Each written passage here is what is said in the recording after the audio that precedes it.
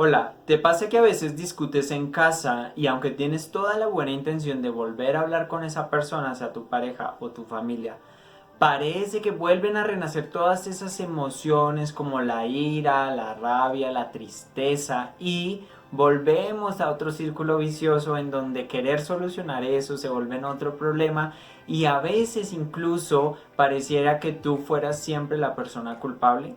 Pues bien, hay una alternativa para resolver conflictos y para hablar acerca de ellos. Así que si te interesa aprender más y poder resolver conflictos en momentos en donde a veces no contamos con esta tercera parte mediadora que balancee las opiniones de las dos partes que tuvieron ese problema, si necesitas resolver los problemas en tu casa que preferirías no contar y hacerlo por tu propia cuenta, quédate en este video y vas a aprender una alternativa para esto.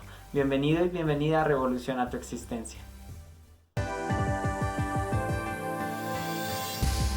Pues bien, ¿cómo hacerlo? Primero, date unos minutos y dale unos minutos a la persona para que su emoción se regule. Es decir, recuerden que las emociones son un pico y por ejemplo la ira llega a un punto tope en el que sube, pero también en algún momento va a bajar.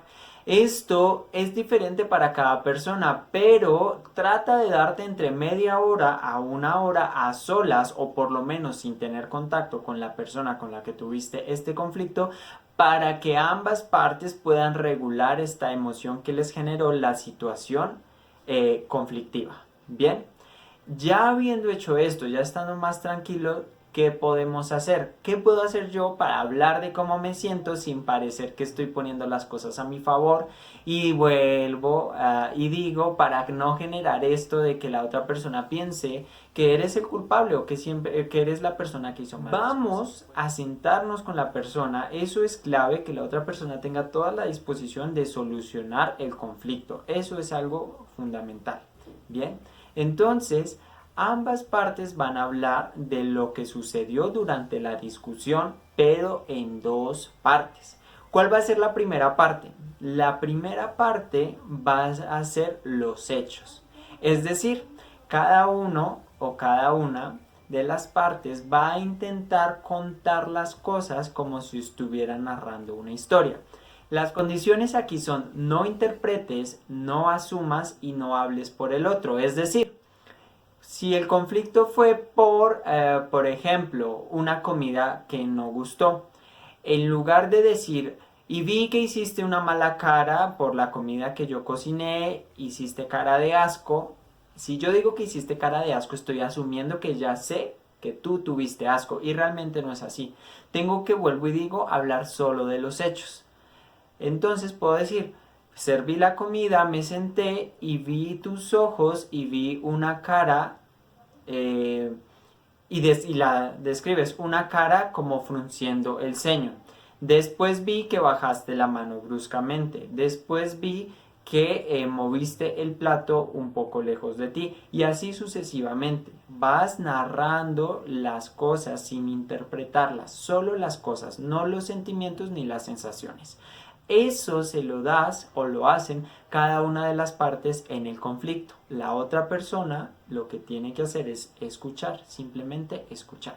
Bien, ya hacen esta primera parte y en esta primera parte reúnen los testimonios o las versiones de cada una de las personas. ¿Cuál es la segunda parte? Vamos a volver a narrar la situación, cada una de las partes, las otras personas vamos a escuchar, pero en esta segunda ocasión vamos a hablar es de las emociones y de lo que me hizo sentir, de lo que me hizo pensar. Bien, entonces, por ejemplo, cuando vi que frunciste el ceño y bajaste la mano, sentí un vacío en mi estómago y después sentí un poco de rabia porque eso me hizo pensar que no te había gustado mi comida y duré 2 horas haciéndola. Bien, entonces vas a volver a ir con toda la narrativa de la situación problema, pero hablando de las sensaciones o de las emociones que generó. La única condición en este paso, tenlo muy muy muy presente, es que no puedo culpar al otro por mi emoción. Me tengo que responsabilizar de lo que sentí. Bien, ¿a qué me refiero con esto? Y te lo doy en un ejemplo muy sencillo. Aquí yo no le puedo decir, y tú me hiciste sentir enojada al hacer eso, o tú me hiciste sentir triste. No, yo me sentí, mi sensación fue, mi pensamiento fue. Bien, hablando en primera persona. Das esta segunda ronda y te lo aseguro que si lo haces en un ejercicio real, en estas narraciones, cuando escuchas atentamente, te vas a empezar a dar cuenta de ciertas cosas que uno hay que cambiar y dos que reconoces y que no te dabas cuenta. Por ejemplo, muchas veces a mí me pasa bastante, yo hago muchas caras y tengo un lenguaje no verbal bastante fuerte, pero a veces es con cosas que imagino, entonces puedo que yo esté comiendo, pero esté pensando, no sé, en una deuda, entonces hago cara como de, ay, de que me preocupa, ¿no? Y entonces a veces la persona piensa que fue la comida. Entonces, a lo que voy con esto es que básicamente te empiezas a dar cuenta de, oye, ni había notado que bajé la mano bruscamente, oye, ni había notado que fruncí mi ceño, perdón. Entonces, cuando esto pasa, se acomodan las cosas diferentes. Se hace una síntesis entre lo que te pasó a ti, entre lo que tú sentiste, pero lo que la otra persona observó en el momento y la sensación que tuvo. Cuando combinamos esto, podemos llegar a acuerdos de qué podemos hacer la próxima vez que pase y si es necesario y es válido pedir disculpas. Recuerda que pedir disculpas no es ser menos fuerte o perder terreno o perder dominio, significa mostrar madurez y más que todo cuando tienes hijos y tienes hijas. Muchas veces una gran lección de la vida como papás y como mamás es disculparnos con nuestras hijas o nuestros hijos cuando realmente cometimos un error. Recuerda que el ejemplo siempre educa. Y bien, esta es la manera alternativa en la que puedes resolver problemas. Ponla en práctica y espero que te sirva bastante. Recuerda los pasos. Primero, esperen a que le pase su emoción. Segundo, siéntense a dialogar. Tercero, ten actitud de escucha. Cuarto, vamos a hacer una ronda hablando de los sucesos tal cual sin interpretarlos y sin meter las emociones.